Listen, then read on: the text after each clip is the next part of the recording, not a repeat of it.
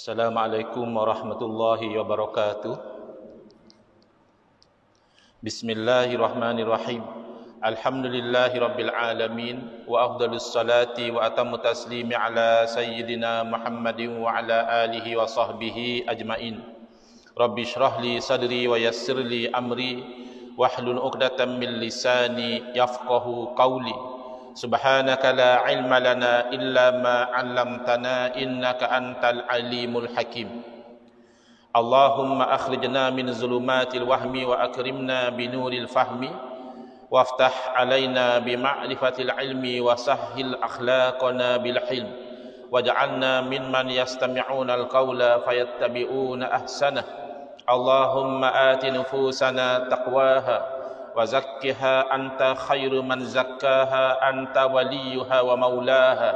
Allahumma arinal haqqa haqqan warzuqna ittiba'ah wa arinal batila batilan warzuqna ijtinabah. Allahumma anfa'na bima 'allamtana wa 'allimna ma yanfa'una wa zidna ilma wa huda. Amma ba'd. Alhamdulillah, muslimin muslimat, hadirin hadirat yang saya hormati, moga-moga kita semua dirahmati dan diberkati oleh Allah Subhanahu wa taala, dan moga-moga kita semua dikurniakan oleh Allah Subhanahu wa taala kefahaman yang baik di dalam urusan agama sesuai dengan sabda junjungan Nabi kita Nabi Muhammad sallallahu alaihi wasallam, man yuridillahu bihi khairan yufaqihu fid din. Barang siapa yang Allah nakkan dengan dia kebaikan, nescaya Allah beri dia faham dalam urusan agama. Dan moga-moga kita semua dikurniakan oleh Allah Subhanahu wa taala akhlak yang mulia sesuai dengan sabda Nabi sallallahu alaihi wasallam, innama bu'istu liutammima makarimal akhlak. Hanya saja saya dibangkitkan demi untuk menyempurnakan kemuliaan akhlak.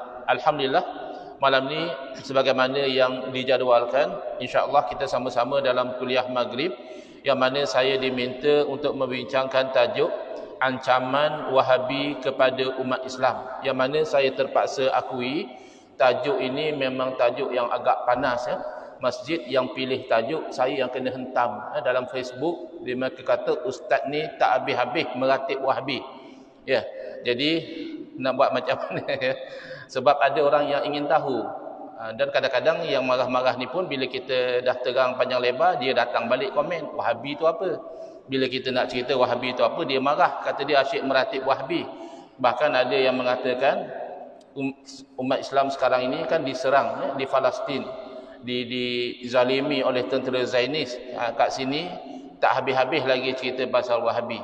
Jadi kita akan terangkan bahawa menceritakan tentang isu Wahabi ini termasuk di dalam al-amru bil ma'ruf wan nahyu 'anil munkar, menyuruh dengan yang ma'ruf dan mencegah dari yang munkar. Saya petik kata-kata daripada almarhum Allamah Ayah Haji Cik Kok Diang ya, ulama dari Kedah, yang mana dalam kitab Sulamus Sibyan beliau menerangkan, dan hendaklah orang yang puasa itu meninggalkan mengumpat yang tiada disuruh oleh syarak. Bila beliau sebut macam itu, kita faham bahawa mengumpat ini ada yang tidak disuruh oleh syarak dan ada yang disuruh oleh syarak. Secara umum, mengumpatkan ni satu maksiat, satu dosa. Tetapi terkecuali daripada yang dilarang itu adalah kalau disuruh oleh syarak. Lalu beliau menerangkan, adapun mengumpat yang disuruh oleh syarak, maka iaitu wajib mengumpat. Jadi tak timbul isu misalnya bulan-bulan puasa ni tak payahlah, kita stop dah dulu cerita pasal benda-benda macam ini. Tak, sebab bulan puasa bukan alasan kita meninggalkan kewajipan.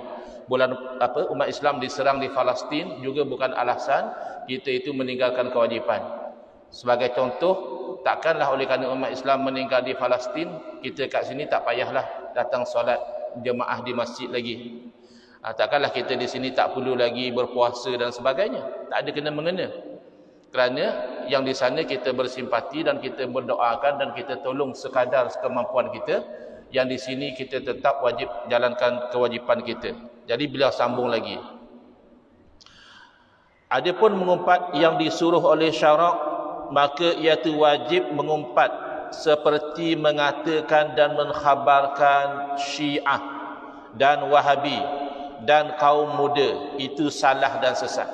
Jadi bila bagi contoh mengumpat yang wajib walaupun berpuasa, kalau perlu kita kena ceritakan, ya. Kemudian dan ajaran Qadiani dan ajaran Taslim itu kafir. Ini dua ajaran sesat juga, ya. Qadiani dan juga ajaran Taslim di Pulau Pinang. Tapi kedua-dua ini kesesatan dia tu sehingga pergi kepada kufur.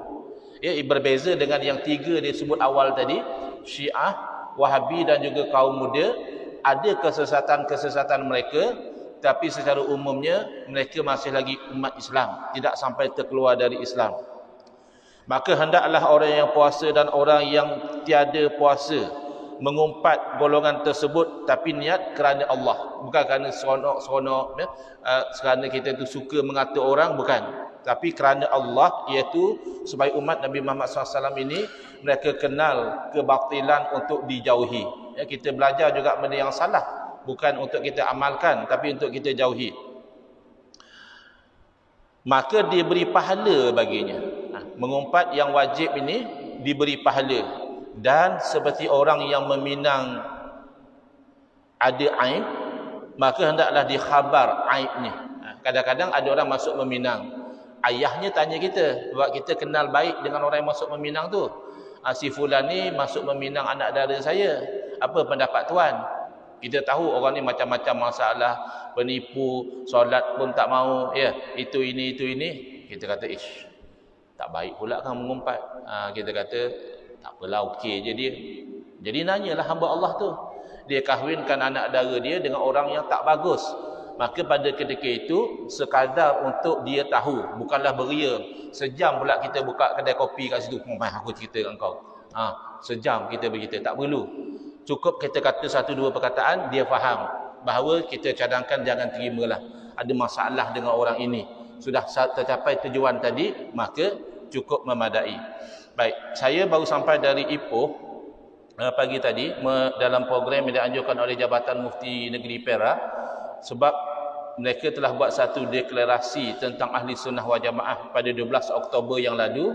Jadi mereka buat satu program untuk diterangkan sebahagian daripada isi deklarasi. Jadi tadi saya diminta menerangkan tentang dua golongan, iaitu golongan Wahabi dan juga golongan Hizbut Tahrir. Tapi malam ini masjid minta saya menerangkan tentang Wahabi. Saya ada sediakan slide, tetapi support daripada sistem ni tak memadai pada malam ini. Jadi saya akan rujuk kepada slide sepintas lalu, dan tuan-puan hanya mendengar, ya, huraian yang saya akan huraikan. Baik, tajuk Wahabi pertama tentulah ta'rif terlebih dahulu. Kita bincang Wahabi ni, Wahabi itu apa? Biar selesai yang itu terlebih dahulu, maka kita mengambil definisi ta'rif Wahabi ini di sisi penyokong Wahabi sendiri dan juga penentang Wahabi. Saya ambil ta'rif Wahabi daripada Syekh Ibn Baz. Syekh Ibn Baz ni ulama besar, ya, dalam aliran Wahabi, pernah menjadi mufti di negeri Arab Saudi. Dalam susunan fatwa-fatwa beliau yang dinamakan Fatawa Nurun ala Darbi, beliau mengatakan, bila ditanya tentang istilah Wahabi ni, boleh ke orang panggil orang lain Wahabi, kata beliau, ya? Soalan ini bertanya, saya terus terjemah sahaja. Fadilatul Syekh, sebahagian orang menamakan ulama-ulama di Arab Saudi ini dengan panggilan Wahabi. Adakah tuan redha dengan panggilan sebegini? Bagaimana kita nak jawab, ya, orang yang menamakan kamu sebagai Wahabi? Ini pertanyaan diajukan kepada Syekh Ibn Baz, ya, mufti negeri Arab Saudi, ya, pada satu masa dahulu. Lalu beliau menjawab, hadza laqabun masyhurun li ulama'i tauhid ulama'i najdin. Ini satu gelaran yang masyhur bagi ulama-ulama tauhid, iaitu ulama-ulama daerah Najd. Najd sekarang dikenali sebagai Riyadh. Ini jawapan beliau. Yunsibunahum ila Syekh Al-Imam Muhammad bin Abdul Wahhab. Jadi dinamakan Wahabi ini ulama-ulama yang dinisbahkan kepada Syekh Imam Muhammad bin Abdul Wahhab. Itu key point dia.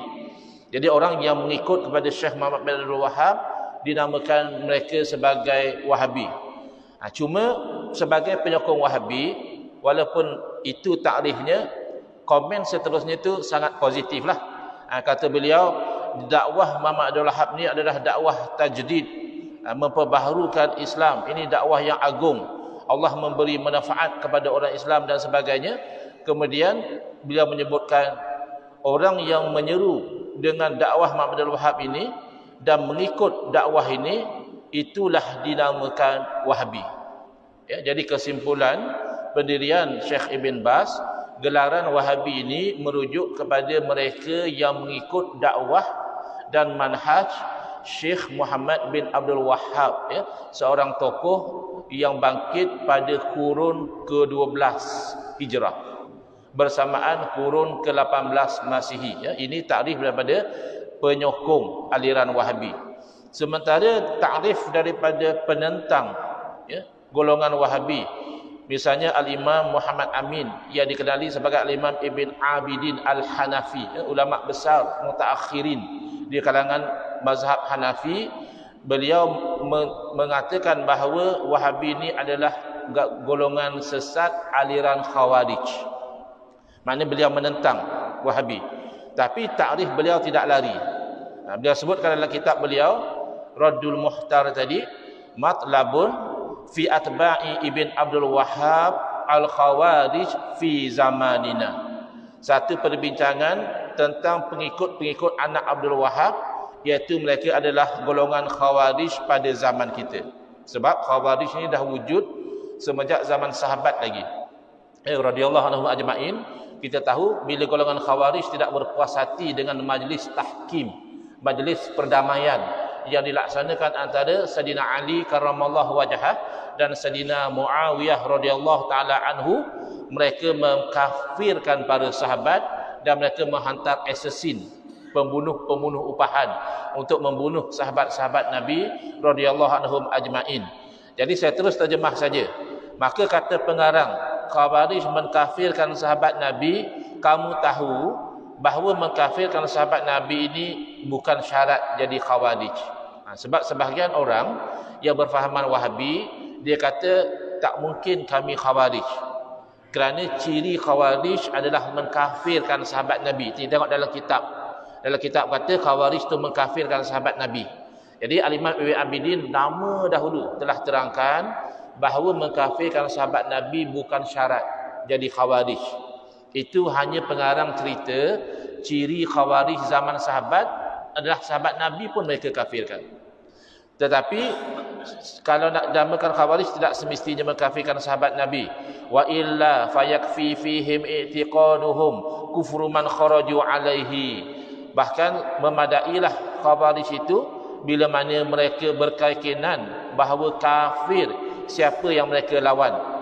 Kama waqa'a fi zamanina, sebagaimana berlaku pada zaman kami, fi atba'i bin Abdul Wahhab alladzina kharaju min Najdin, pada pengikut-pengikut anak Abdul Wahhab yang mereka ini bangkit dari daerah Najd.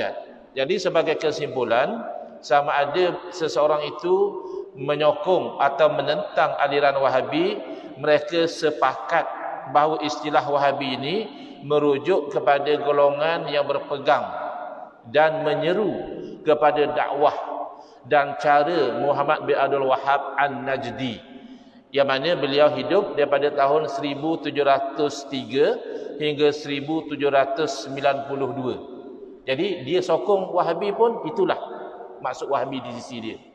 Dia lawan Wahabi pun itulah maksud Wahabi di sisi dia. Jadi kalau ada orang kata tak mungkinlah saya Wahabi, saya tak pernah belajar dengan Syekh Muhammad Abdul Wahhab. Yalah, yang Syafi'i siapa lagi? Siapa yang pernah belajar dengan Imam Syafi'i? Kan dah tak ada. Jadi itu bukan syarat nak jadi Wahabi mesti pernah belajar dengan Syekh Muhammad Abdul Wahhab. Tak, saya buku dia pun saya tak baca, buku dia pun saya tak mengajar. Macam mana saya dituduh Wahabi? Habis yang mazhab Syafi'i itu, berapa orang yang mengajar kitab Al-Um? Berapa orang yang baca kitab Al-Um, kitab Al-Risalah? Itu kitab Imam Syafi'i.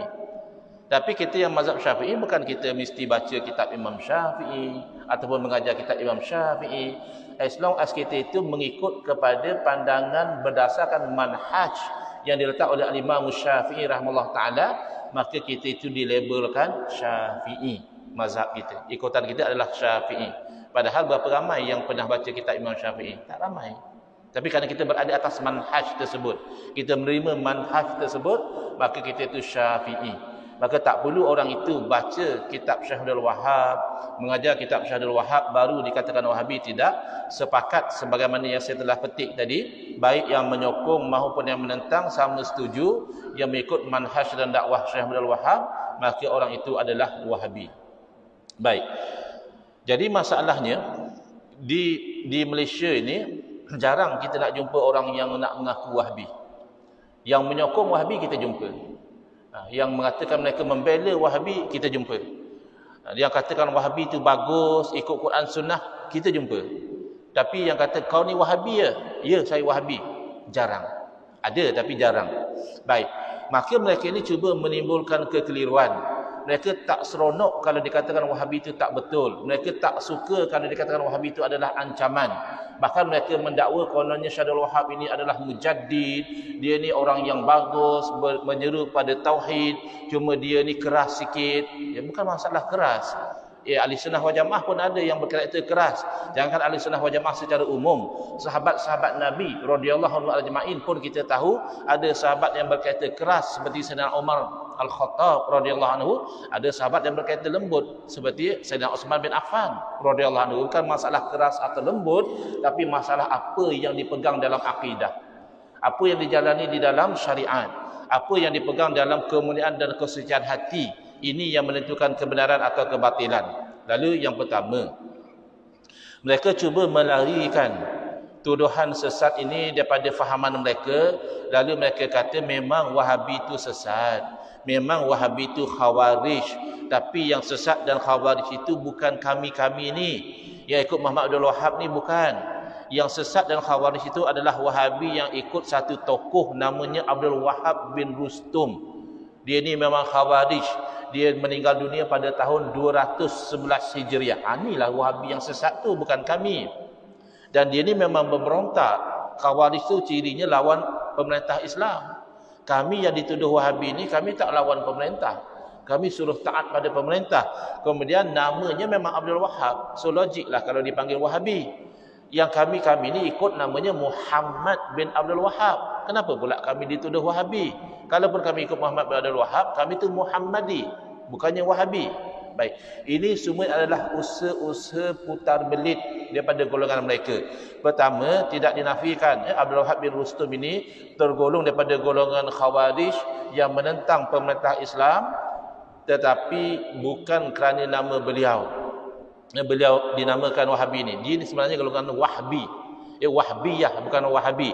Bila sebut Wahabi merujuk kepada Muhammad bin Abdul Wahhab. Dan walaupun mereka tidak mengkafirkan orang Islam yang minum arak, orang Islam yang berzina sebagaimana yang dilakukan oleh Khawarij yang asal dahulu, Khawarij yang asal pelaku dosa itu jadi kafir. Mana minum arak semata-mata sudah kafir, berzina semata-mata sudah kafir. Itu Khawarij yang asal.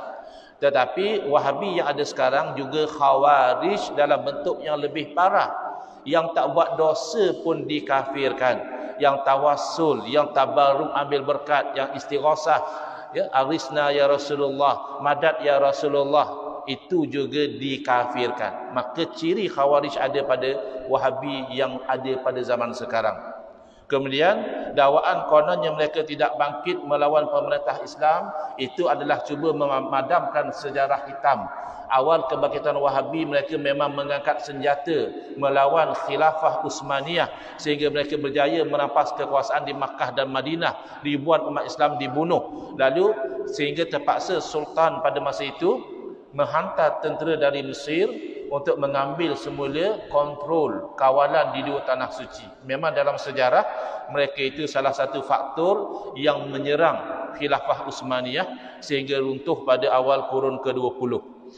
Baik, isu nama pengasasnya Muhammad bin Abdul Wahab bukan Abdul Wahab, ini isu yang kelakar sebenarnya, lawak jenaka sahaja, tapi mereka present kepada kita tu macam serius, macam betul-betul. Kerana memang tidak semestinya kalau namanya Muhammad, pengikutnya Muhammadi. Nama pengasas mazhab kita Muhammad bin Idris Asy-Syafi'i. Kita tidak digelar Muhammadi. Nama pengasas mazhab Hambali Ahmad bin Hanbal, tidak dipanggil Ahmadi. Lebih-lebih lagi kalau kita faham, orang Arab ini mereka biasa gelar abu, bapa siapa, atau ibn, dia anak siapa. Jadi bapa kepada Muhammad bin Abdul Wahab itu adalah ulama mazhab Hambali, ahli sunnah wal jamaah. Beliau ni anak ulama.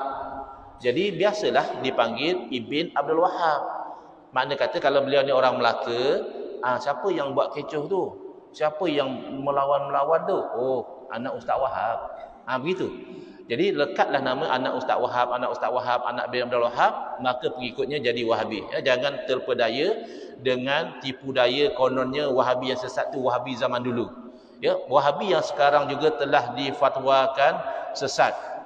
Muzakarah Jawatan Kuasa Fatwa MKI ke-106 tahun 2014, saya petik yang mana relevan saja sebab panjang dia punya keputusan mesyuarat itu.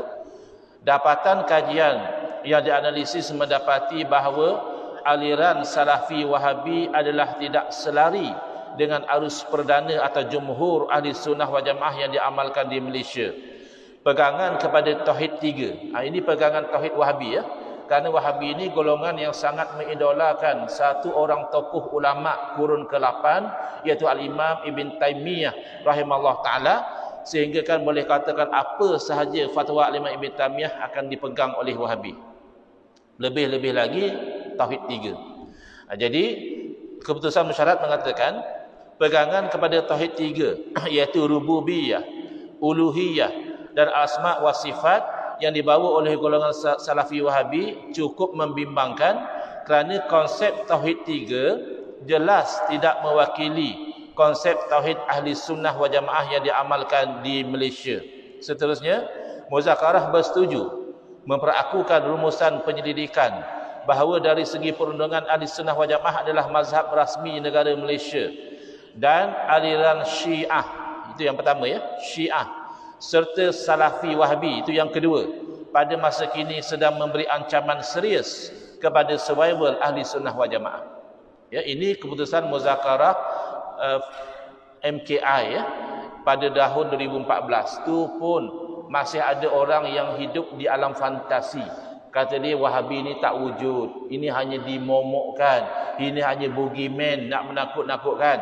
Bahkan asbab daripada poster Masjid Al-Azim Melaka mengiklankan kuliah pada malam ini, ada orang buat posting. Dia kata mereka yang cipta hantu ni, lepas tu mereka yang takut kepada hantu. Jadi kita kononnya bincang benda yang tak wujud.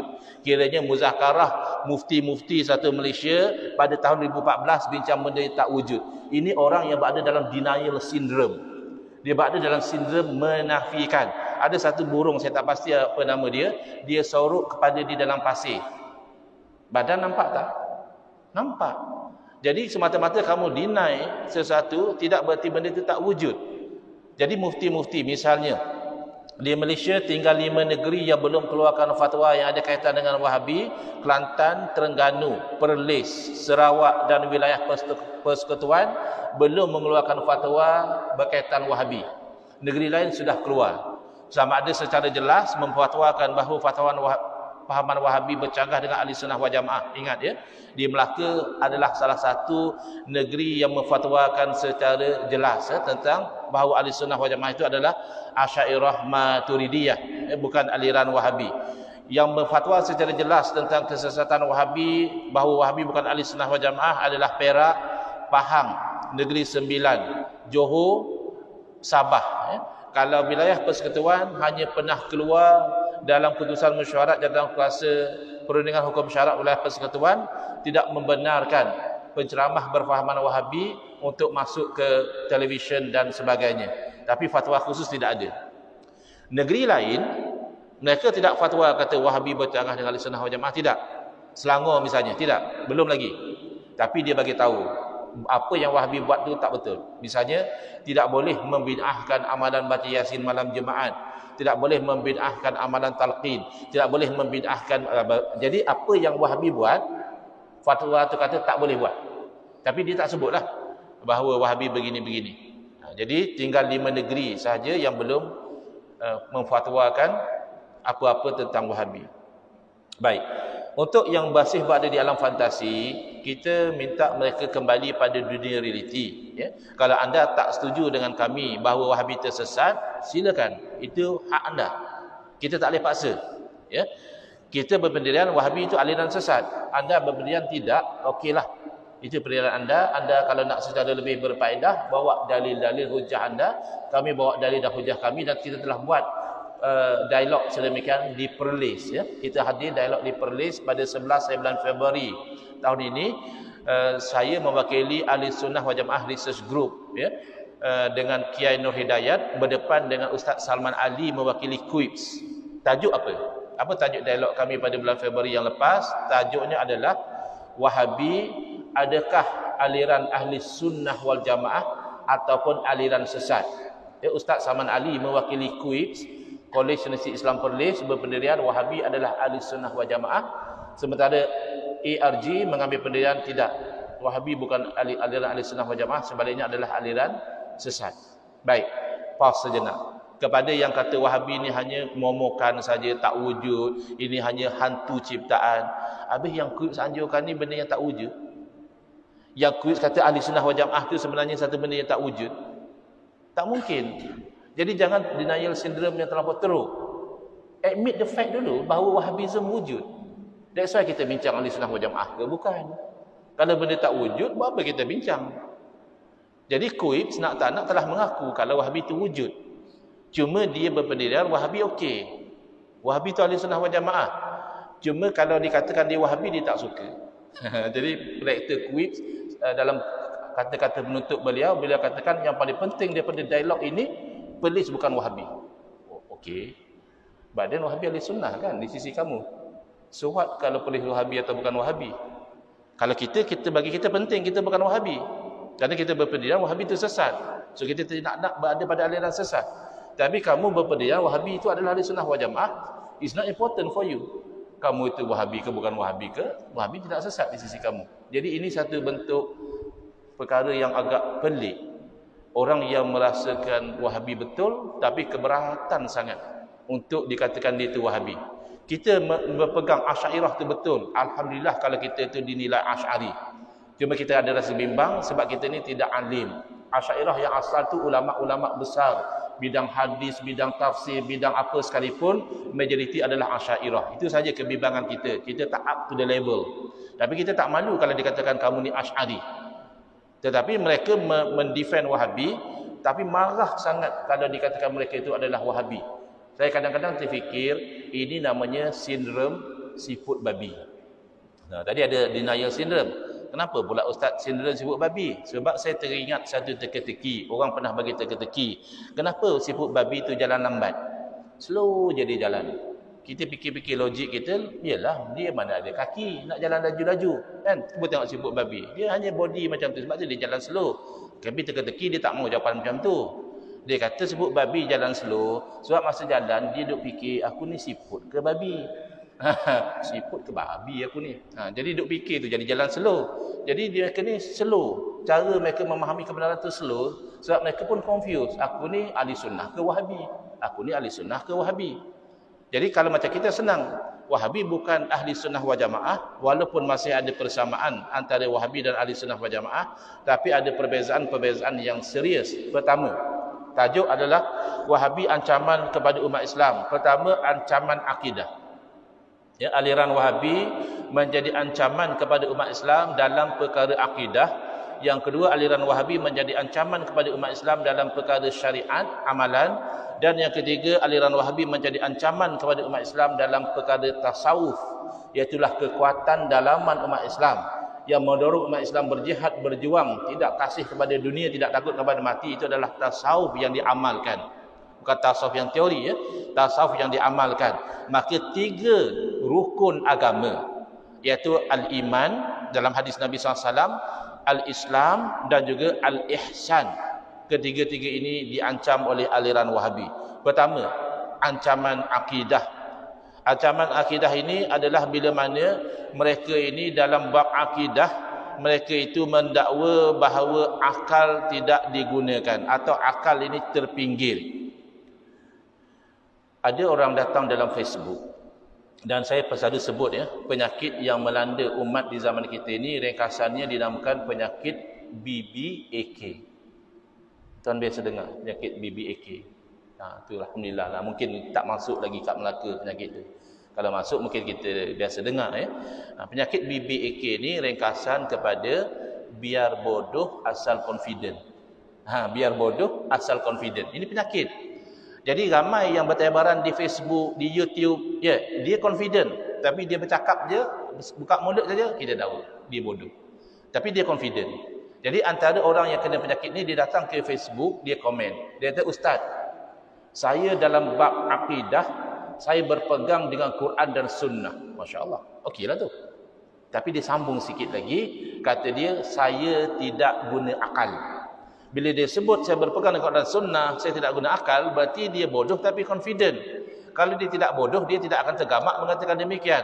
Kata-kata dia seolah Quran dan Sunnah menolak akal. Sejak bila Quran dan Sunnah menolak akal? Ini fitnah kepada ajaran Islam. Ajaran Islam tidak bersifat dogmatik. Kau terima saja kerana pendeta sudah kata. Kau terima saja kerana orang ini sudah kata. Tidak. Dalam Islam itu, kita disuruh menerima sesuatu itu terbina di atas dalil. Mereka golongan ini berslogan rajin. Mereka kata agama terbina atas dalil. Kita setuju. Tetapi dalam dunia realiti, banyak fatwa-fatwa mereka tidak disokong oleh dalil. Saya pernah bertanya tentang istighasah, apa dalil kamu mengharamkan, tidak datang dalil. Mereka kata mereka berakidah dengan akidah salaf. Salaf yang mana mengharamkan istighasah, tidak datang juga nama. Jadi ini hanya sembang bikin bimbang. Sembang saja, dalil tidak ada. Baik. Dalam akidah kita berpegang dengan dua jenis dalil. Satu dalil naqli, Quran hadis wahyu daripada Allah Subhanahu taala, satu lagi dalil akli. Kerana akal yang sihat ini menunjukkan kepada kebenaran. Sebab itu Allah Taala berfirman, "Afala ta'qilun?" Kenapakah kamu tidak menggunakan akal? Salah satu sebab orang masuk neraka adalah tidak guna akal. Di KL, di Selangor, sudah dihidupkan amalan membaca surah Al-Mulk selepas daripada solat Isyak. Jemaah ramai-ramai baca surah Al-Mulk. Dalam surah Al-Mulk ada disebutkan, wa qalu law kunna nasma'u aw naqilu ma kunna fi ashabis sa'ir. Mereka merintih berkata, siapa mereka? Ahli neraka. Law kunna naqilu, kalaulah dahulu kami menggunakan, law kunna nasma'u, kalaulah dahulu kami mahu mendengar, au naqilu, ataupun kami itu mahu menggunakan akal, tidaklah kami tergolong daripada ahli neraka. Daripada ayat itu difahami salah satu daripada dua sebab masuk neraka, iaitu tidak menggunakan akal. Pertama, tidak mahu dengar dakwah kepada kebenaran, dia pekakkan telinga dia tidak suka dengar orang menyeru kepada kebenaran. Yang kedua, dia tidak menggunakan akal. Tapi dalam akidah mana boleh guna akal? Siapa kata? Siapa kata?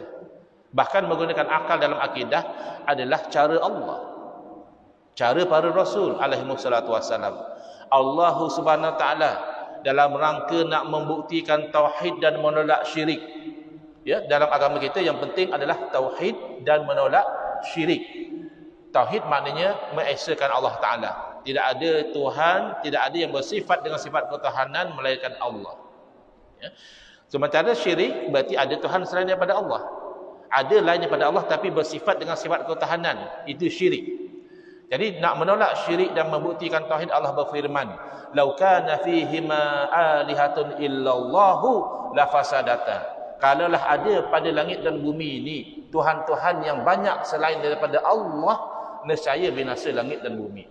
Baik.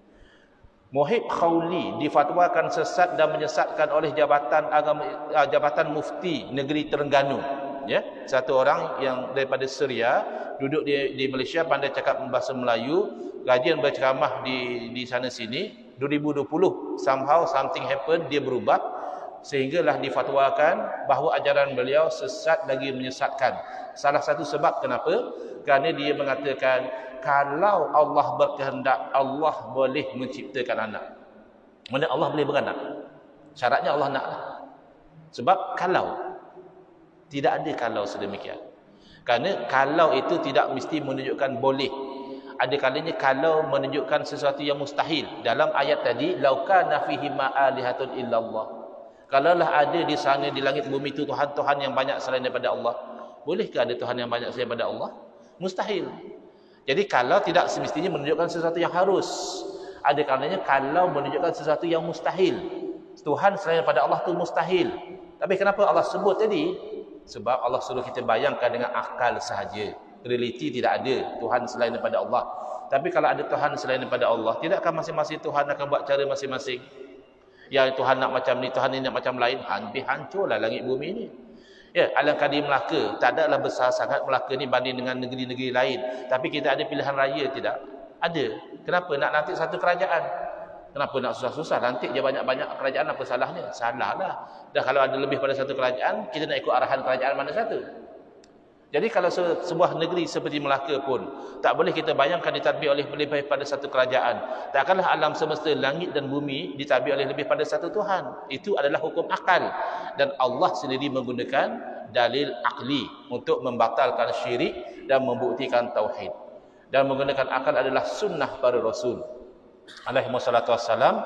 Misalnya Nabi Ibrahim alaihi salam berhujah dengan Namrud. Namrud musyrik level 1. Bukan sahaja dia itu menyembah selain pada Allah seperti musyrik yang lain, bahkan dia mendakwa dia Tuhan. Ya. Namrud mendakwa dia Tuhan. Maka tidak mungkin Tuhan itu lemah. Akal yang sihat tak boleh terima Tuhan tapi lemah. Contoh, kalau orang kata, kenapa cuaca mendung? Orang tu jawab, tak, barangkali Tuhan penat hari ini. Mana boleh? Automatik otak kita blok. Tuhan penat, Tuhan sakit, Tuhan lupa. Ya, itu semua tak mungkin. Ya, kelemahan kekurangan pada Tuhan tak mungkin. Maka Nabi Ibrahim AS menggunakan dalil akli, beritahu kepada Namrud, kamu tidak mungkin Tuhan kerana kamu tu lemah. Rabbiyalladzi yuhyi wa yumiit. Tuhan saya itulah Tuhan sebenar, berkuasa menghidup dan mematikan. Kamu Namrud menghidup dan mematikan tidak kuasa. Tapi Namrud ini antara golongan awal yang kena penyakit, ingat lagi, BBAK.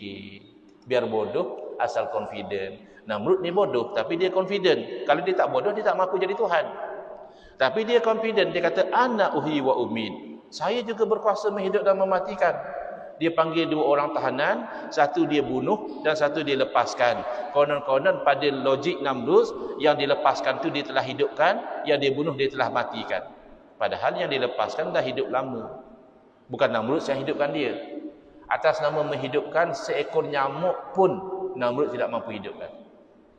Maka Nabi Ibrahim AS membawa dalil akli yang lebih jelas. Nabi Ibrahim mengatakan, fa inna Allah ya'ti bisyamsi minal masyriq.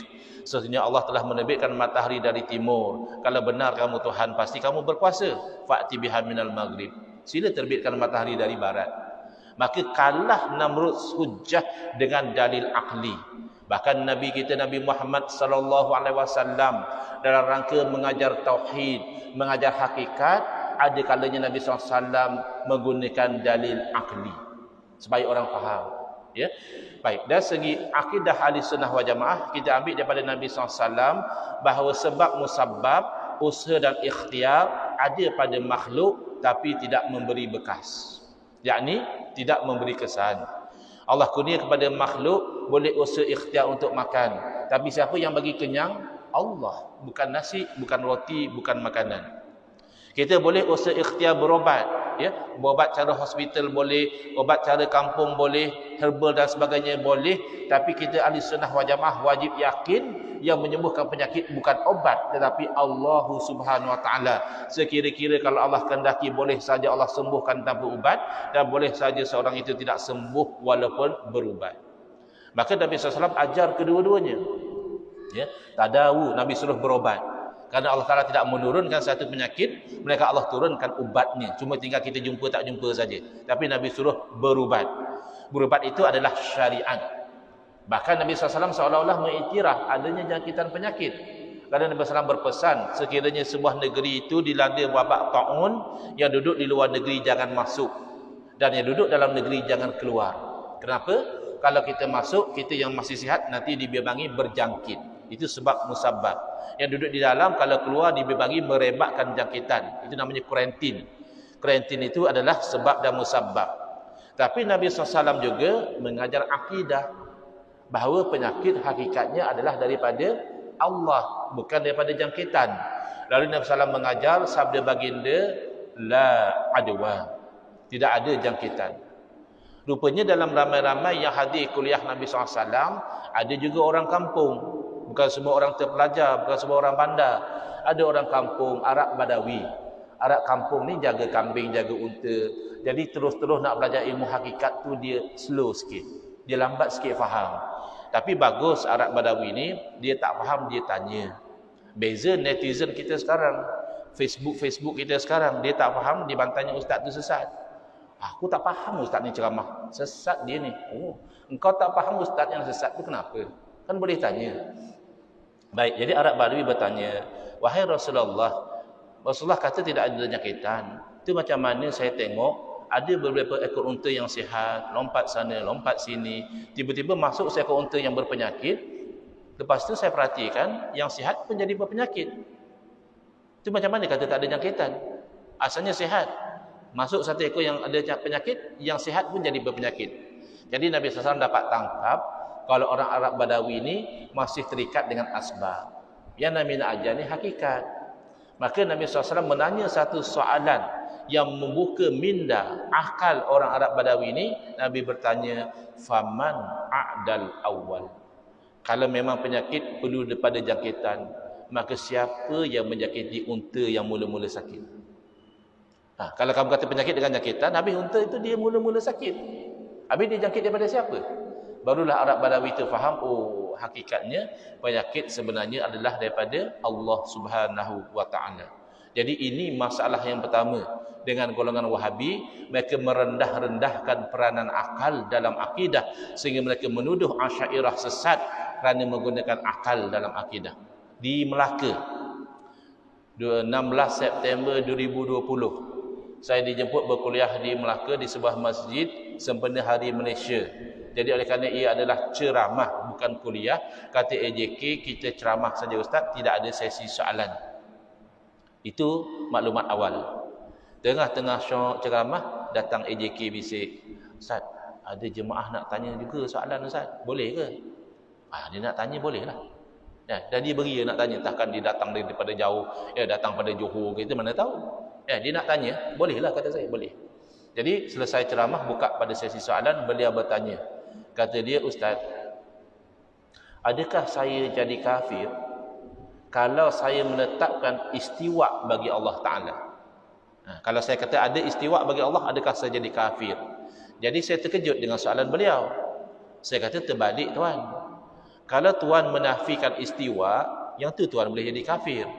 Tuan menafikan apa yang ada dalam Quran dan hadis. Kenapa? Kerana dalam otak dia telah diberi faham bahawa dalam bab Ar-Rahmanu 'alal Arsyistawa jangan ikut Asy'ariyah. Yang Melaka sebut Ahlussunnah wal Jamaah itu adalah Asy'ariyah Maturidiyah, jangan ikut. Habis ikut siapa? Ikut Wahabi. Kenapa? Kerana Wahabi yang bagus. Dalam bab Ar-Rahman Arsyistawa, Wahabi terima. Quran kata istiwa, Wahabi terima istiwa. Tapi Asy'ariyah tidak. Quran dah kata istiwa, Asy'ariyah tolak. Lepas tu dia tanya, kalau saya tolak, kalau saya tetapkan istiwa, adakah saya jadi kafir? Ini keliru. Ini bukan realiti. Realitinya apa? Kedua-dua Asy'ariyah dan Wahabi sama-sama menerima istiwa bagi Allah. Sama-sama menerima Ar-Rahmanu 'alal Arsyistawa. Perbezaan berlaku adalah apabila pergi kepada level ke seterusnya, apa makna istiwa. Maka Ahlussunnah wal Jamaah dalam berdepan dengan ayat-ayat mutasyabihat, ayat-ayat yang sama-samar maknanya ini, mereka mengambil pendekatan tanzih. Mereka berpegang dengan pegangan tanzih. Apa makna tanzih? Mensucikan Allah daripada sebarang kekurangan dan mensucikan Allah daripada menyerupai makhluk. Tak mungkinlah Allah kurang. Tak mungkinlah Allah sama macam makhluk. Tak mungkin. Itu namanya tanzih. Baik salah ataupun khalaf sama sahaja. Jangan terpedaya dengan dakwaan mereka kononnya saya ikut akidah salah, saya tidak ikut akidah khalaf. Tidak. Dia bukan beza antara salah dan khalaf. Tidak. Beza adalah antara pegangan ahli sunnah wal jamaah salah dan khalaf dengan pegangan yang di luar daripada ahli sunnah wal jamaah salah dan khalaf. Sebab yang sesat ni pun dia ada salah dia juga. Dia ada ikutan dia juga pada generasi awal. Yang ahli sunnah wal jamaah juga ada salah mereka. Jadi salah dan khalaf sama akidah tanzih. Ya, Allah tak bersifat dengan sifat kekurangan dan Allah tidak menyerupai makhluk. Cuma pendekatan boleh berbeza. Kebanyakan salaf mengambil pendekatan dia panggil tafwid. Tafwid maknanya serah bulat-bulat pada Allah Ta'ala, tak bincang apa makna dia. Ar-Rahman al-Istawa nak faham macam mana? Ai istawa istiwaan yaliqu bihi jalla jalaluh. Istiwa itu adalah istiwa yang layak dengan Allah. Macam mana? Jangan tanya macam mana. Wasu'alu anhu bid'atun, kata Imam Malik rahimahullah taala, duk tanya macam mana istiwa itu adalah bid'ah, yakni bid'ah yang keji. Habis beriman saja dengan istiwa. Ya, tapi maknanya serah pada Allah. Itu ahli sunnah wal jamaah. Dan masih menerima pendekatan yang kedua dikenali sebagai takwil ataupun takwil tafsili. Tafwid tadi takwil juga sebenarnya, tapi takwil ijmali. Takwil secara umum saja. Bukan makna duduk, bukan makna bertempat. Habis makna apa? Serah pada Allah Taala. Itu. Tapi satu lagi jenis takwil bukan makna duduk, bukan makna bertempat. Habis makna apa? Maknanya berkuasa, menguasai arash. Kenapa? Kerana istawa adalah kalimah bahasa Arab perlu difahami dengan fahaman bahasa Arab. Dalam bahasa Arab, istawa mempunyai lebih kurang 14 atau 15 makna. Boleh dimaknakan duduk, istiqrar, makna pertengahan, ya, khatul istiwa. Ya, garis pertengahan bumi itu dipanggil khatul istiwa. Boleh dengan makna matang, boleh dengan makna menguasai, boleh dengan makna menggagahi, boleh dengan makna menjaga. Ya, ini semua adalah makna-makna istiwa dalam bahasa Arab. Kalau dipahami dengan makna menguasai, istaula. Jadi ada mereka yang tak faham, dia kata kita tak boleh faham istawa dengan makna istaula. Kenapa? Kerana yang faham begitu Mu'tazilah. Mu'tazilah tu sesat. Betul ya? Mu'tazilah adalah satu firqah golongan yang sesat, menyeleweng. Tapi bukan dia sesat belaka. Jadi yang mana tempat yang dia tidak menyalahi dengan akidah Ahlussunnah wal Jamaah, kita tidak tolak. Siapa di sini, Wahabi atau bukan Wahabi, yang berani mengatakan Allah tidak menguasai arash? Tidak ada. Semua umat Islam mengaku bahawa Allah menguasai arash. Maka makna istaula masih boleh diterima. Makna qahara, Allah menggagahi arash, masih boleh diterima. Makna hafizah, Allah lah yang menjaga arash, masih boleh diterima. Kerana ini antara makna yang tidak bercanggah dengan akidah. Jadi dalam bab ayat mutasyabihat ini, Wahabi dan Ahlussunnah wal Jamaah berbeza. Wahabi dia kata Allah Ta'ala istawa itu makna bersemayam di atas arash. Tapi bersemayam Allah tu tak samalah macam makhluk. Tak samalah macam raja bersemayam atas takhta, tidak. Tapi maknanya bersemayam. Jadi kebatilannya di situ. Kerana bersemayam itu sudah memakhlukkan. Bersemayam itu maknanya duduk. Duduk zahirnya maknanya duduklah, memberatkan jasad pada bahagian punggung. Tapi kami tak masukkan macam itu. Maka jangan maknakan duduk. Kerana duduk ada makna dia. Kalau kamu betul-betul nak ikut salaf, ambil metod tadi. Iaitu kamu mengatakan Allah istiwa atas arash, tapi apa makna istiwa atas arash tidak diketahui. Pastilah makna yang layak dengan Allah. Bukan makna duduk, bukan makna bertempat, tidak. Kalau itu okey. Kalau macam itu betul-betul ikut salaf. Tapi kalau kamu dakwa ikut salaf, tapi kamu telah memaknakan Allah duduk atas arash dengan duduk yang layak dengan Allah, tidak selesai masalah. Mengisbatkan sesuatu yang tidak layak kemudian dikawal dengan yang layak dengan Allah, tidak selesai. Kita bagi contoh yang ekstrim. Sebelum ini, sebelum daripada kes Muhib Khawli, saya tak perasan kalau Wahabi kata Allah pun boleh beranak. Suatu saya Wahabi macam kita bab tu, Allah tidak akan beranak. Ya.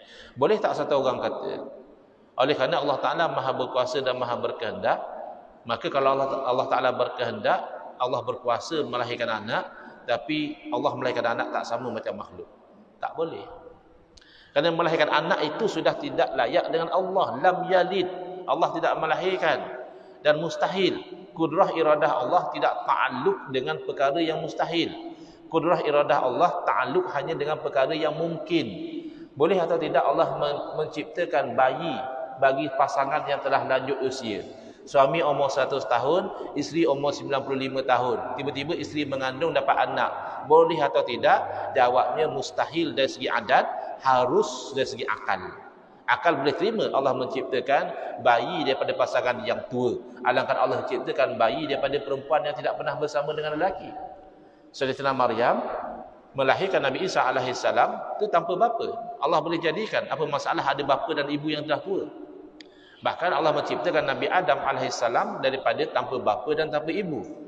Maka dari segi akal, boleh Allah menciptakan bayi daripada pasangan yang tua, walaupun dari segi adah kebiasaan tidak berlaku demikian.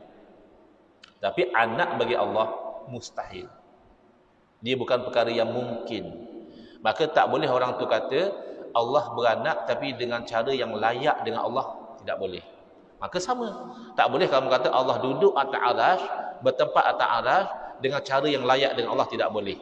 Pertama, sepakat Ahli Sunnah wal Jamaah dan Wahabi, arasy adalah makhluk. Kalau ada Wahabi yang bawa ajaran baru, kata dia arasy bukan makhluk, maka syirik pada ketika itu. Kata berarti ada sesuatu entiti yang lain, bukan Allah ciptakan. Syirik. Mana dia tercipta sendiri. Mana dia qadim. Ya, kalau bukan makhluk artinya qadim. Jadi sepakat Ahli Sunnah wal Jamaah dan Wahabi, arasy adalah makhluk. Baik. Next point. Makhluk maknanya apa? Makhluk adalah isim maf'ul. Khalaqa yakhluqu, khaliq isim fa'il yang menciptakan, makhluk diciptakan. Berarti sebelum diciptakan makhluk itu tidak wujud. Berarti sebelum Allah ciptakan arasy tidak wujud. Adakah Allah juga seperti arasy? Waliyazubillah. Adakah Allah satu masa dahulu tak wujud? Selepas ada arasy baru Allah wujud? Tak mungkin. Allah bersifat kidam. Allah wujud tanpa ada permulaan. Karena setiap yang tidak kidam, yang baru wujud, pasti makhluk. Setiap yang wujudnya didahului oleh tiada, pasti dia makhluk. Kerana apa? Kerana sesuatu yang asalnya tak wujud, kemudian dia wujud. Adakah boleh dia mewujudkan dirinya sendiri? Mustahil. Adakah boleh dia wujud dengan sendiri? Mustahil. Maka setiap yang wujud selepas tak wujud, pasti dia makhluk. Adakah Allah makhluk? Tidak. Maka Allah wujud tidak ada permulaan. Sebelum ada arasy, Allah wujud. Maka wujud Allah tanpa arasy, wujud Allah tanpa langit, wujud Allah tanpa syurga dan neraka itu yakin. Pasti Allah wujud tanpa bertempat. Adakah selepas Allah ciptakan arasy, lalu Allah berubah menjadi bertempat? Ini mustahil. Maka ini yang menjadi ancaman akidah oleh golongan Wahabi atas nama Tauhidul Asma'i was Sifat. Kita tidak menolak belajar asma, yakni nama Allah. Kita tidak menolak belajar sifat-sifat Allah. Bahkan ilmu kita dinamakan ilmu Tauhid Sifat 20. Ilmu Tauhid Sifat 50. Yang itu pun Wahabi dah menggelabah. Apa hal dia orang ni? Sekejap Tauhid Sifat 20. Sekejap Tauhid Sifat 50, mana satu yang betul? Betul belaka. Wahabi yang tak faham. Disebut Tauhid Sifat 20 hanya fokus sifat yang wajib. Disebut Tauhid Sifat 50 kerana 20 yang wajib memastikan ada 20 yang mustahil. Dah 40 kat situ. Ada satu yang harus 41. Itu bab Allah Ta'ala. Adapun bagi para Rasul ada 4 sifat yang wajib, maka lawannya 4 yang mustahil jadi 8. Satu sifat yang harus bagi para Rasul jadi 9. 9 campur 41 jadi 50. Maka sebagian orang mengatakan Tauhid Sifat 50. Benda yang sama. Jadi Wahabi tak perlu menggelabah awal. Ya, relax, tanya dulu apa sebab ini panggil 20. Tapi yang penting kita tidak masalah belajar sifat. Yang kita masalah adalah kamu menggunakan nama Tauhidul Asma'i was Sifat untuk membawa akidah tasybih dan tajsim dalam berinteraksi dengan ayat mutasyabihat, itu kita tolak. Sebenarnya untuk memastikan cara yang betul berinteraksi dengan ayat mutasyabihat, memadai kita merujuk kepada ayat suci Al-Quran ayat 7 surah Ali Imran. Huwallazi anzala 'alaikal kitabah minhu ayatun muhkamatun hunna ummul kitab. Dialah Allah Ta'ala yang telah menurunkan kepada kamu Alkitab, yakni Al-Quran. Minhu ayatun muhkamat. Daripada Al-Quran itu ada ayat-ayat yang muhkamat, yang jelas, yang tetap, yang pasti. Hunna ummul kitab. Ayat muhkamat inilah induk ibu kepada Al-Quran. Pegangnya itu. Jangan sampai membatalkan ayat muhkamat, jangan. Tapi cabarannya apa? Wa ukharu mutasyabihat. Tapi ada juga ayat Quran yang lain sifatnya tidak muhkamat. Sebaliknya mutasyabihat, ada kesamaran, tak jelas mana apa. Jelas itu ayat Quran. Ya, qat'i yusbut, pasti ini daripada Nabi SAW. Tapi zanni yudilalah, ragu-ragu apa makna dia. Maka Quran sendiri cerita dua cara berinteraksi dengan ayat mutasyabihat, satu sesat, satu benar. Maka hati-hati. Wa ammal ladzina fi qulubihim zayghun, fa ammal ladzina fi qulubihim zayghun. Maka orang yang dalam hati dia ada zaigh, ada bengkok, cenderung nak jadi sesat. Fayattabi'una ma tashabaha min. Maka dia akan ikut yang sama-sama tadi. Kenapa ikut yang sama-sama? Dah pasti Allah ghaniyun 'anil alamin. Dah pasti Allah tu maha kaya daripada alam. Allah tidak perlu kepada arasy, tidak perlu kepada langit, tidak perlu kepada bumi, tidak perlu kepada tempat. Itu dah pasti. Kenapa ikut yang sama-sama? Ar-Rahman Ar-Shistawa, kemudian kata Allah duduk atas arasy. Kenapa? Ibtigha al-fitnah. Cari pergaduhan, cari perbalahan, wabtigha ta'wilih, dan nak letak juga makna. Apa salah kamu ikut salah betul-betul? Istiwa maknanya serah pada Allah, boleh. Tapi kenapa kamu nak letak juga maknanya duduk, maknanya menetap? Ibtigha ta'wilih. Kemudian orang yang rasikhuna fil ilmi, orang yang mendalam ilmu dia, mereka beriman dengan keduanya. Ya, yaqulu amanna, kami beriman. Kullu min indi rabbina. Muhkamat ke mutasyabihat pun dua-duanya daripada Tuhan kami. Tapi kalau kita ikut yang mutasyabihat dengan makna zahir, Allah bertempat, Allah duduk atas arasy dan sebagainya, kita membatalkan yang muhkamat. Laisa kamislihi syai'un wa lam yakul lahu kufuwan ahad. Jadi terbatal. Jadi jangan ikut yang mutasyabihat, pegang yang muhkamat. Yang mutasyabihat itu kita serah kepada Allah Ta'ala makna sebenar, atau kita boleh terima makna yang tidak bercanggah dengan akidah. Allah menguasai arasy, betul. Allah menggagahi arasy, betul. Allah menjaga arasy, betul.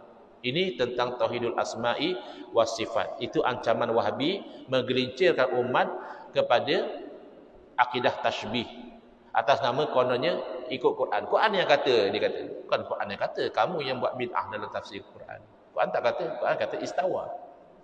Baik. Kemudian atas nama tauhid rububiyah, dari segi asasnya benar, iaitu kita mengesakan Allah sebagai satu-satunya yang menciptakan. Tak ada yang menciptakan melainkan Allah. Kita kata saja manusia cipta handphone. Tak ada. Handphone ni dia cari bahan yang dah ada. Allah ciptakan bahan tu, dia proses, dia leburkan, dia bekukan, dia cantumkan. Tidak ada dia mencipta daripada tiada. Maka tidak ada yang menciptakan, menghidupkan, mematikan, memberi rezeki, menyembuhkan penyakit, illallah. Maka ini benar. Ya, tauhid rububiyah dalam konsep mengesakan Allah sebagai Rabb benar.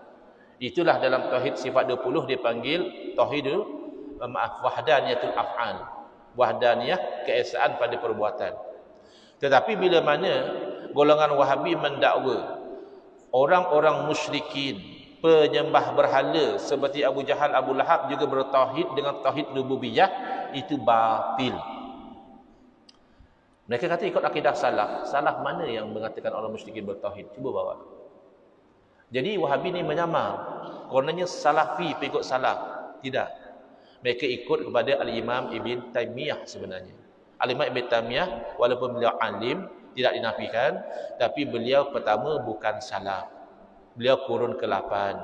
Yang kedua, ulama-ulama yang sezaman dengan beliau sepakat menolak beliau, bukan kerana beliau jahil, tidak alim, beliau diakui alim, tapi ada banyak fatwa beliau melanggar ijma' ulama. Sebahagian dalam perkara akidah dan sebahagian dalam perkara fiqh.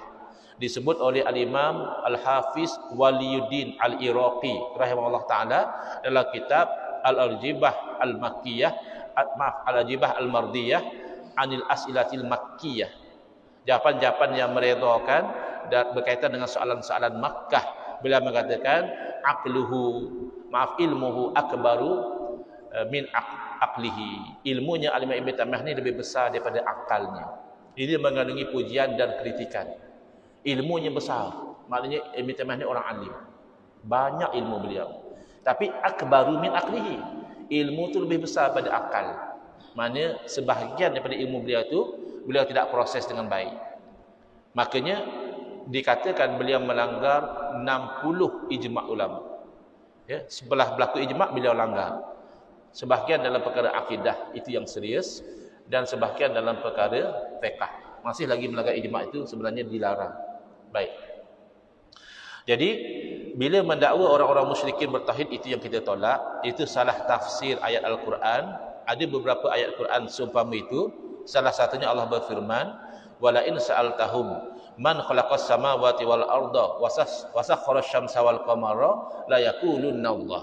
Kalaulah kamu tanya kepada mereka orang-orang musyrikin, siapa yang ciptakan langit dan bumi, siapa yang pusingkan matahari dan bulan, nescaya mereka jawab Allah. Kata Al-Imam Ibn Taymiyah dan Wahabi, itulah bukti orang musyrikin bertauhid. Kalau kita tanya mereka siapa cipta langit bumi, mereka tak jawab berhala, mereka jawab Allah. Tidak ada ulama salaf yang mengatakan ayat itu menjadi dalil orang musyrikin bertauhid, tidak ada. Ini salah faham ya. Ini adalah dalil bahawa orang musyrik di dalam kesyirikan mereka sebenarnya tidak ada hujjah. Kita patut menyembah kepada yang mencipta langit dan bumi. Kita patut menyembah kepada yang mencipta diri kita. Bukan kita menyembah kepada sesuatu yang kita bentuk dengan tangan kita sendiri. Maka kalau ditekan secara ilmiah, ya kamu sembah berhala, adakah berhala cipta langit bumi? Adakah berhala yang pusingkan matahari dan bulan? Nescaya mereka tidak boleh jawab ya. Nak tak nak mereka terpaksa mengaku kalau Allah yang ciptakan. Adakah mereka bertauhid mengesahkan Allah? Jawabnya tidak. Hujung daripada ayat itu Allah berfirman, "Fa'anna yufakun." Lalu selepas itu ke manakah mereka dipalingkan? Ai ila syirki. Mereka masih berpaling kepada syirik. Tapi itu mereka syirik uluhiyah saja Ustaz. Rububiyah mereka bertauhid? Tidak. Rububiyah juga mereka menganggap berhala-berhala yang mereka sembah itu memberikan manfaat dan mudarat. Dalam surah Hud, ya, dalam surah Hud Allah merakamkan ucapan orang musyrikin. Mereka berkata, "Inna qulu illa taraka ba'du alihatina bisu." Kami bukan nak kata apalah, melainkan kami nak kata kamu ni Hud telah dikenakan penyakit gila oleh sebahagian daripada berhala-berhala kami. Jadi orang musyrik beranggapan berhala dia boleh berbuat sesuatu, makanya dia sembah. Lalu mendakwa orang musyrikin bertauhid itu salah, mencanggahi ijma' ahli sunnah wal jamaah. Baik, jadi wahabi-wahabi yang datang dalam live dengar keterangan, tak perlu sibuk nak komen macam-macam. Nanti keluar tak faham. Ni ramai wahabi ikut dalam live. Dekat masjid tak tahulah, ya, ada juga seorang dua ala-ala wasalat. Kita adu-adukan hadir dan kita adu-adukan untuk bertanya soalan. Tapi tak tahulah kat Melaka dah ada fatwa yang jelas tu, harapnya tak adalah wahabi. Jangan pula ada. Jangan IJK masjid pula wahabi, imam wahabi parahlah. Jangan. Ambil faham. Jangan mudah-mudah je kata Syekh Abdul Wahab ni mujaddid, Syekh Abdul Wahab ni bagus. Jangan. Baca fakta dan data dia. Baik. Tauhid yang lebih serius daripada masalah tauhid rububiyah sebenarnya adalah tauhid uluhiyah. Kalau tauhid rububiyah kesannya mentauhidkan orang musyrik. Yang orang musyrik dianggap bertauhid juga, iaitu tauhid rububiyah. Tapi tauhid uluhiyah lebih serius daripada perkataan ilah, berarti Tuhan. Konsepnya apa? Konsep tauhid uluhiyah adalah kita mengesahkan Allah sebagai satu-satunya yang disembah. Sebagai satu-satunya yang kita beribadah hanya Allah. Yang ini benar. Tauhid uluhiyah setakat konsep dia clear. Memang itu yang kita pegang. Haram dan syirik sembah lain daripada Allah. Jangan kata sembah batu kayu. Sembah malaikat haram dan syirik. Sembah Nabi haram dan syirik. Masalah bukan di situ. Masalah adalah bila mana mereka mendakwa bahawa tawasul tertentu tidak dibenarkan, tabarruk tertentu tidak boleh, istighosah tertentu adalah syirik. Masalahnya di situ. Maka dengan kesalahfahaman ini mereka mengeluarkan orang Islam daripada Muslim menjadi kafir. Dan saya salah seorang daripada mangsa dikafirkan. Isu inilah. Ada satu orang ahli perniagaan wanita, tak silap saya nama dia Puan Rozita Ibrahim, ibu kepada Datuk Alif Syukri, Telajak Laris. Ya, mungkin ada yang pernah tahu. Jadi beliau ada buat posting, ibu beliau lah ya, Puan Rozita, ada buat posting Facebook yang merintih-rintih sebut, "Ya Rasulullah, lihatlah kepada saya. Wahai Rasulullah, lihatlah pada saya dan anak-anak. Saya ini nak jaga anak-anak pun tak mampu." Lebih kurang macam itulah ya, posting beliau. Lalu Rektor KUIP, Profesor Dr. Rozaimi Ramli tegurlah. Kata dia, kalau nak minta tolong dengan Allah. Betul lah, minta tolong Allah tu betul. Tapi kemudian datanglah mengatakan minta tolong dengan Nabi ni syirik. Banyak yang komen-komen tu katakan minta tolong dengan Nabi adalah syirik. Dan ini tidak benar. Maka saya buat satu posting, saya bagi tahu bertajuk dia, istighosah dengan Rasulullah SAW tidak syirik. Lalu saya terangkanlah kenapa tidak syirik. Lalu satu orang screenshot posting saya dan dia edit, dia crosskan, maknanya tak setuju lah ya, cross tu maknanya tak setuju, dan dia tulis. Dia kata telah jelas orang ini telah menjadi kafir, murtad, musyrik. Haram sembahyang di belakang dia, dan kalau dia sembelih binatang, binatang tu jadi bangkai. Ini contoh bagaimana umat Islam dikafirkan atas nama tauhid uluhiyah. Baik, satu persatu ya, sebab saya difahamkan kuliah saya malam ini akan berhenti antara jam 9 hingga 9.15. Jadi saya nampak yang syariat, yang tasawuf tu tak sempatlah malam ni. Kita fokus ancaman akidah dahulu. Pukul 9 insya-Allah saya berhenti. Antara 9 hingga 9 suku tu kalau ada soalan yang saya mampu jawab, saya cuba jawab. Baik. Jadi masalah tadi saya ambil tawassul terlebih dahulu ya. Saya terpaksa ringkaskan. Tawassul yang dimaksudkan di sini adalah kita menyebut sesuatu yang mulia dalam doa dengan niat moga-moga menjadi sebab Allah perkenankan doa kita. Maka antara Ahlussunnah wal Jamaah dan Wahabi ada kesepakatan dan ada perbezaan. Ya, dengar ya, Wahabi-Wahabi yang ikut live ni, jangan sibuk komen macam-macam. Ya, komen itu, komen ini, datang dengar, belajar. Ya, bukan semua beza Wahabi dengan Ahlussunnah. Yang sepakat antara Wahabi dan Ahlussunnah wal Jamaah bab tawassul adalah tawassul dengan nama Allah. Kita nak satu hajat, kita sebut nama Allah sebaik-baiknya sesuai dengan hajat kita lah. Nak rezeki, Ya Razak. Nak hidup kita ni dibuka peluang-peluang, Ya Fattah. Nak ilmu, Ya Alim. Nak bijaksana, Ya Hakim. Nak berdepan dengan musuh, Ya Qahhar, Ya Jabbar, Ya Muntaqim. Ini sepakat Ahlussunnah wal Jamaah dan Wahabi, at-tawassulu bi asma'illahil husna itu masyru', itu dibenarkan, dituntut. Yang kedua yang sepakat adalah tawassul dengan amal soleh. Wahabi kata itu tawassul yang sunni, Ahlussunnah juga setuju. Ya, iaitu misalnya kita sebut, Ya Allah ya Tuhanku, ketika saya ada jawatan dahulu, saya pernah ditawarkan rasuah sebanyak 10,000. Saya teringin nak ambil tapi saya tahu itu haram, Ya Allah, saya menolak rasuah itu. Kalau itu dinilai amal soleh di sisimu, Ya Allah sembuhkanlah penyakit yang sedang menimpaku sekarang ini. Itu contoh ya. Contoh tawassul dengan amal soleh, tak ada masalah. Dua-dua kata okey. Yang masalah melibatkan tawassul dengan orang soleh. Ya Allah dengan kemuliaan Nabi-Mu, Ya Allah dengan kesalehan Syekh Abdul Qadir Jalani, Ya Allah dengan kealiman Imam Syafi'i. Di sisi Ahlussunnah wal Jamaah itu juga boleh, di sisi Wahabi itu adalah haram. Bahkan ada yang kata syirik. Ini tak betul. Kenapa tak betul? Pertama, haram adalah hukum syarak.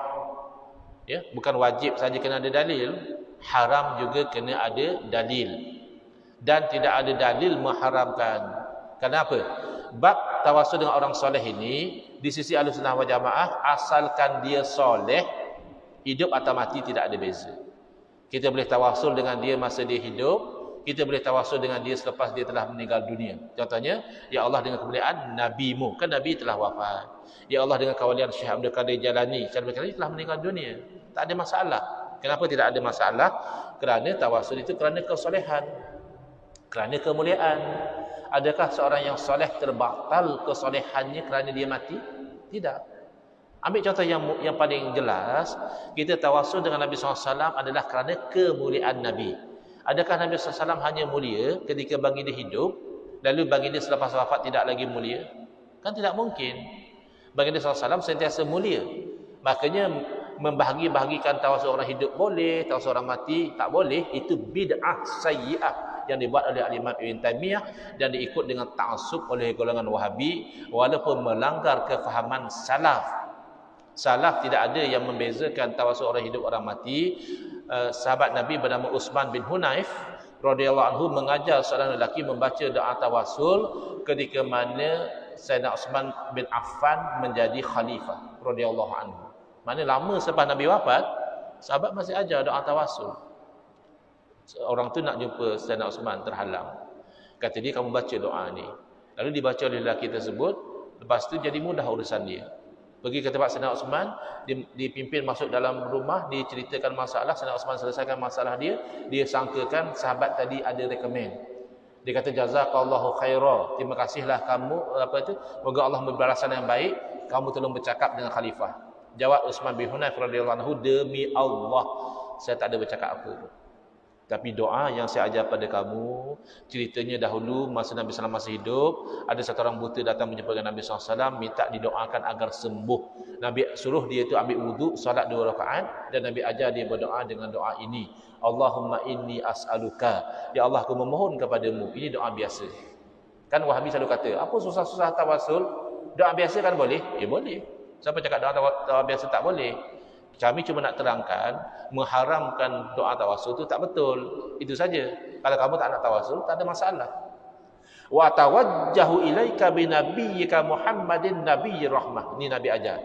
Dan aku bertawajuh menghadap dengan nabimu Nabi rahmat, Nabi Muhammad kepadamu pada hajatku. Maknanya Nabi ajar doa tawasul. Bahkan Nabi ajar, ya Muhammad, inni atawajjahu bika ila rabbi fi hajati lituqda. Wahai Muhammad, aku bertawajuh denganmu kepada Tuhanku pada hajatku yang diperkenankan. Tak lama lepas tu sembuh mata orang itu daripada kebutaan. Jadi sahabat masih ajar doa tawasul lama selepas Nabi wafat. Berarti sahabat Nabi tidak masalah kalau tawasul dengan orang mati. Kita dalam agama nak ikut kefahaman sahabat Nabi ke nak ikut kefahaman Wahabi? Baiklah ikut kefahaman sahabat Nabi. Dan sepaling-paling Wahabi kata ada dalil sebab Sayyidina Umar pernah tawasul dengan Al-Abbas radhiyallahu anhuma ketika istisqa minta hujan. Jadi Wahabi memandai-mandai, kata dia, itulah dalil tak boleh tawasul dengan orang mati. Kalau boleh tawasul dengan orang mati, kenapa Sayyidina Umar tak tawasul direct dengan Nabi? Kenapa tawasul dengan Al-Abbas? Pertama, dalam kejadian itu tak ada pun Sayyidina Umar kata, ya Allah kami bertawasul dengan Al-Abbas kerana kami dilarang bertawasul dengan orang mati. Tak ada. Itu hanya kamu faham. Dan apa yang kamu faham bercanggah dengan keterangan Sayyidina Umar dalam Al-Mustadrak. Al-Imam Al-Hakim menceritakan bahawa Sayyidina Umar menerangkan sebab kenapa beliau tawasul dengan Al-Abbas adalah nak ikut sunnah Nabi. Bila pula Nabi tawasul dengan Al-Abbas? Tidak. Sayyidina Umar mengatakan Nabi SAW ketika baginda hidup dahulu, baginda memandang kepada Al-Abbas pandangan seorang anak kepada bapa. Mana Nabi dulu cukup memuliakan Al-Abbas. Maka kata Sayyidina Umar kepada masyarakat Islam, ikutlah, iqtadu bi nabiyikum, ikutlah sunnah Nabi kamu, maka muliakanlah Al-Abbas, jadikanlah dia wasilah kamu dalam berdoa kepada Allah Ta'ala. Jadi tujuan tawasul dengan Al-Abbas bukan kerana Nabi telah wafat, tapi kerana nak ikut sunnah Nabi memuliakan Al-Abbas. Dan Al-Abbas sendiri mengatakan perkara yang sama, bahawa manusia ini bertawasul dengan aku kerana kedudukan aku di sisi Nabi. Maka terimalah doa mereka. Jadi itu bab tawasul. Ada 1 minit lagi sebelum 9 suku. Saya rasa kita akan mula sesi soalan 95 minit. Boleh? Tabaruk. Tabaruk itu ambil berkat. Wahabi dan Ahli Sunnah wal Jamaah berbeza. Ada Wahabi yang tak mengaji. Tabaruk memang dia tolak lah. Dia kata apa-apa ambil berkat. Semua kan daripada Allah. Betul lah semua daripada Allah. Kenyang pun daripada Allah bang. Tapi kita tetap makan. Kerana makan tu usul ikhtiar sebab musabab. Sembuh penyakit pun daripada Allah. Tapi kita tetap berobat. Jadi ambil berkat ni usul ikhtiar. Tak ada masalah. Tapi Wahabi yang mengaji okey sikit. Dia kata tabaruk boleh. Boleh ambil berkat tadi, ada masalah.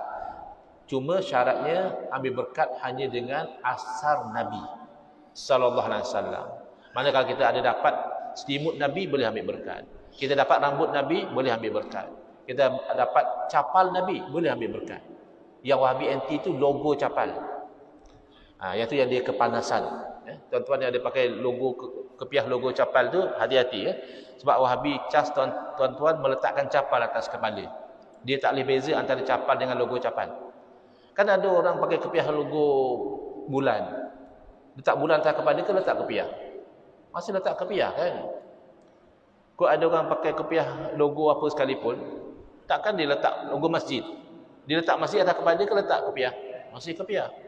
Tapi kalau betul capal Nabi, confirm itu capal Nabi, Wahabi yang mengaji tidak tolak tabaruk dengan capal Nabi. Cuma dia kata itu khusus untuk Nabi SAW seorang saja. Tabaruk dengan ulama, ambil berkat dengan ulama tak boleh, tabaruk dengan wali tak boleh. Dan ini bercanggah dengan pegangan Ahlussunnah wal Jamaah sebagaimana diterangkan oleh Al-Imam An-Nawawi rahimahullah taala bahawa tabaruk dengan Nabi SAW menjadi dalil boleh tabaruk dengan orang-orang soleh. Jadi macam yang mandi di perigi dekat Gunung Jerai itu yang digali oleh ulama, itu tak ada masalah. Itu ambil berkat dengan kesan tangan orang soleh. Dalam hadis Nabi SAW sendiri beritahu baginda nak mengambil berkat daripada kesan tangan-tangan orang mukmin. Ya, yang ambil wuduk tu Nabi sendiri nak mengambil berkat daripada kesan tangan mereka. Jadi tidak ada dalil mereka mengkhususkan untuk Nabi SAW seorang saja. Dan yang ketiga dalam masa 4 minit ni ialah istighasah. Ya. Saya cuba permudahkan. Istighasah maknanya minta tolong. Sepakat antara Ahlussunnah wal Jamaah dan juga Wahabi, minta tolong dengan Allah itulah yang sebenarnya. Ya, yang hakikat sebenarnya minta tolong dengan Allah. Manusia sebenarnya tak boleh tolong pun. Wala haula wala quwata illa billahil aliyil azim. Itu hakikat. Sebab itu kita sebut iyyaka na'budu wa iyyaka nasta'in. Hanya akan Dikau kami sembah dan hanya akan Dikau kami minta pertolongan. Dan sebab itu Nabi SAW memberi panduan, idza sta'anta fasta'in billah. Bila kamu minta tolong dengan Allah. Kerana itu hakikat. Adakah tak boleh minta tolong dengan makhluk? Sepakat antara Ahlussunnah dan Wahabi, boleh. Ya, minta tolong dengan makhluk boleh, tapi ada juga yang tak boleh. Takat tu masih sepakat lagi. Ya, minta tolong dengan makhluk boleh dan tak boleh. Yang mana boleh, yang mana tak boleh berbeza. Di sisi Ahlussunnah wal Jamaah boleh minta tolong dengan makhluk atas jalan asbab semata-mata. Bila kita minta tolong dengan makhluk mana pun, kita kena yakin sebenarnya yang bagi pertolongan adalah Allah. Kita pergi pada doktor, doktor saya dah sakit lama, tolonglah sembuhkan penyakit saya. Boleh tak kata macam tu? Boleh. Tapi dalam hati mesti yakin bukan doktor yang menyembuhkan. Doktor ni hanya sebab musabab, usul ikhtiar. Yang bagi sembuh penyakit aku adalah Allah. Tapi kalau minta tolong secara hakikat, itu haram dan syirik. Tak ada beza. Orang tu hidup, kalau orang tu mati, kalau kamu beriktikad dia yang sebenarnya menolong, syirik. Wahabi tidak. Wahabi kata, minta tolong dengan orang hidup saja boleh. Dengan polis ke, dengan menteri ke, dengan bomba ke, dengan jiran sebelah rumah, boleh. Asalkan dia hidup. Tapi kalau minta tolong dengan orang yang telah meninggal dunia, itu haram, syirik, mukhrijun anil millah. Keluar daripada Islam, jadi kafir. Maka siapa yang aghithna ya Rasulullah, tolonglah kami wahai Rasulullah, musyrik, keluar daripada Islam di sisi Wahabi. Kerana Rasulullah dah wafat. Baik, ini batil. Ini fatwa yang tidak ada dalil. Saya telah tanya kepada orang-orang terpelajar yang ada PhD. Ada tidak dalil yang mengharamkan istighasah dengan orang mati? Dia jawab, wih dalil banyak dalam Quran semua. Tolong bawa satu dalil. Sampai habis mesyuarat, satu dalil pun dia tak bawa. Oleh kerana saya tak dapat dalil daripada 14-15 orang yang terpelajar ni, yang ada PhD ni, maka dalam dialog saya dengan Ustaz Samad Ali, saya dah tak tanya dalil. Saya hanya tanya, siapakah di kalangan ulama salaf yang berfatwa mengharamkan istighasah dengan orang mati? Oh, ada. Al-Imam Ibn Aqil kata dia. Ini namanya confident tapi tak betul. Tapi tak apalah, dia juru debat. Juru debat ni dia mesti confident. Betul tak betul itu nombor dua. Pertama, Imam Ibn Aqil bukan salaf. Imam Ibn Aqil ulama khalaf. Yang kedua, Imam Ibn Aqil termasuk ulama yang mengamalkan istighosah dengan Nabi SAW. Bukan mengharamkan, bahkan beliau mengamalkan istighosah. Jadi dalil tidak ada, ulama salaf yang pegang juga tidak ada. Kalau dia kata istighosah dengan orang mati tak boleh, orang hidup boleh, mesti ada beza. Apa beza? Oh, dia kata beza. Orang hidup boleh tolong, orang mati tak boleh tolong. Baik, orang hidup boleh tolong secara hakikat atau secara asbab? Kalau dijawab secara hakikat, syirik. Kalau dijawab secara asbab, maka demikianlah orang mati Allah jadikan asbab kepada pertolongan. Macam mana dia dah mati? Dengan doa.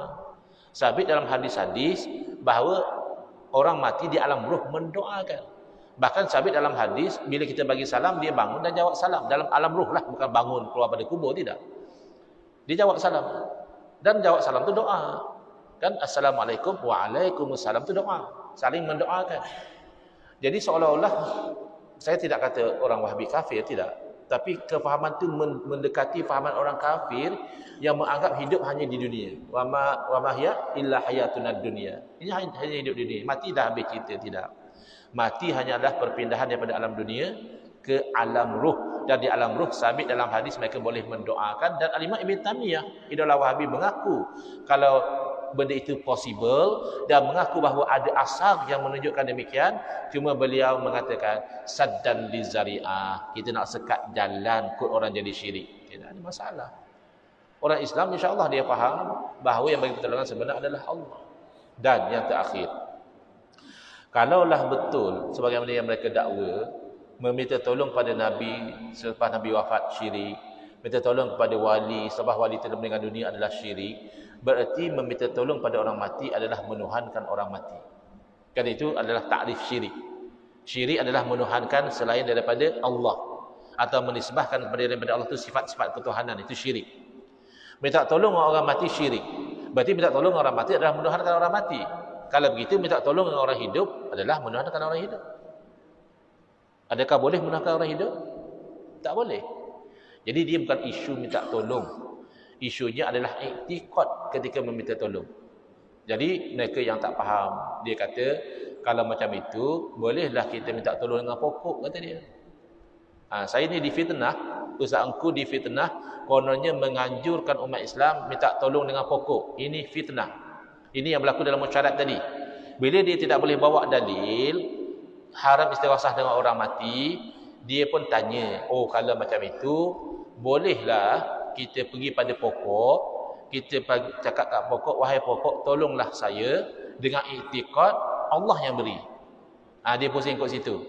Pertama, ini batil kerana kamu menganggap seolah-olah wali Allah dan pokok itu sama.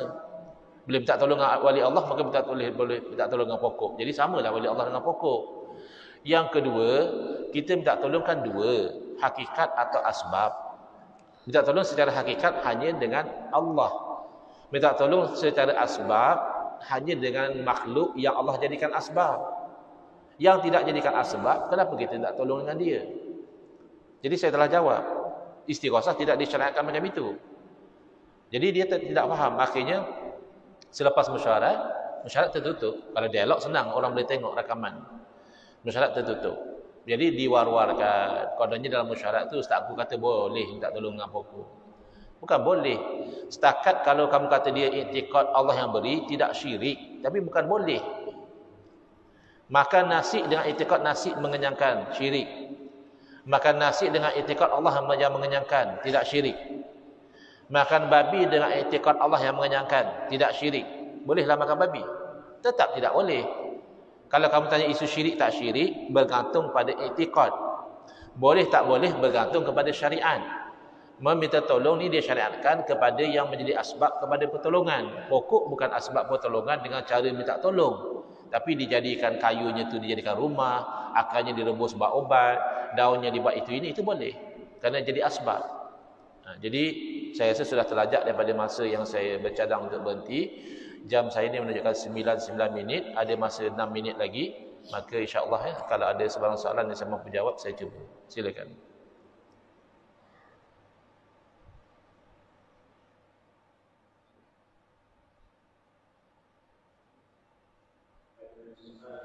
Kalau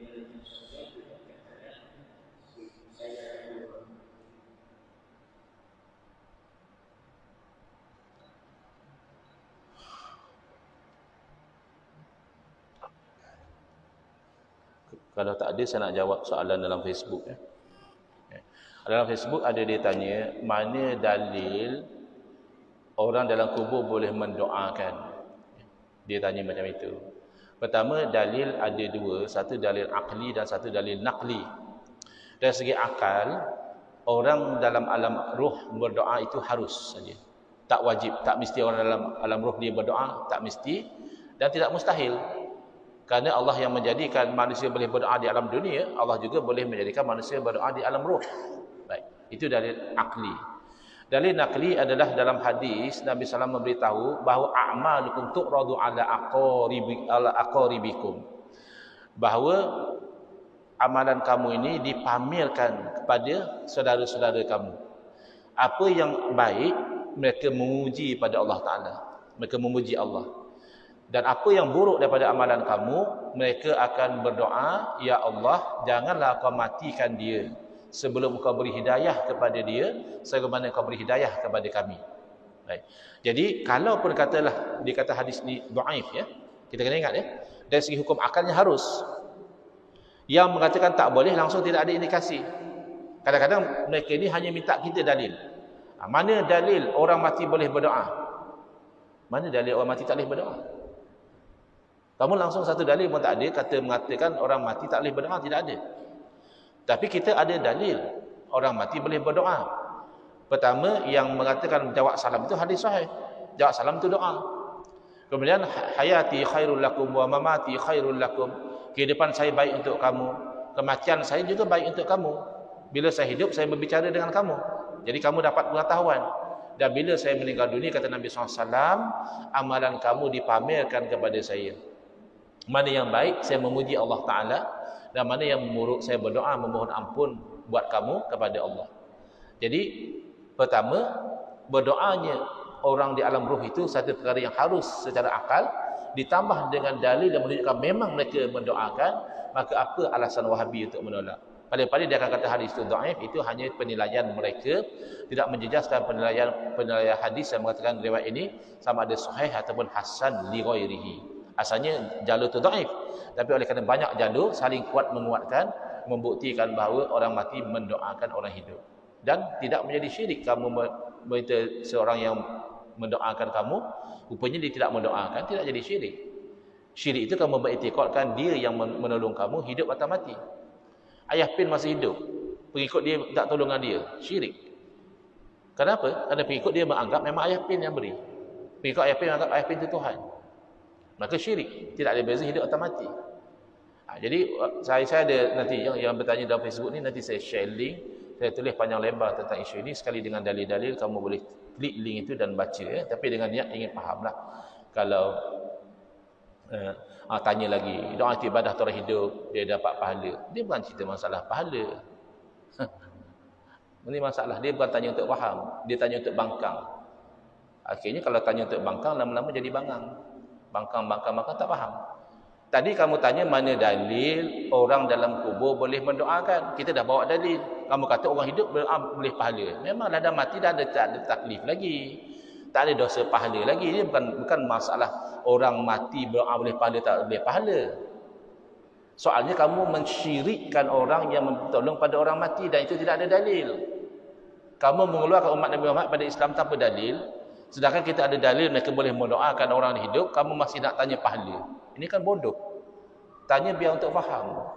Kalau tanya untuk bangkang, sampai bila kamu tidak akan faham. Tapi daripada saya tak marah sangat sebab walaupun dia tak faham, yang lain insya-Allah faham. Sebab dia orang dengar untuk faham. Itu beza. Ya, jadi saya dah jawab soalan di Facebook, tinggal 2 minit lagi sebelum 9.15. Okay, kalau tidak ada.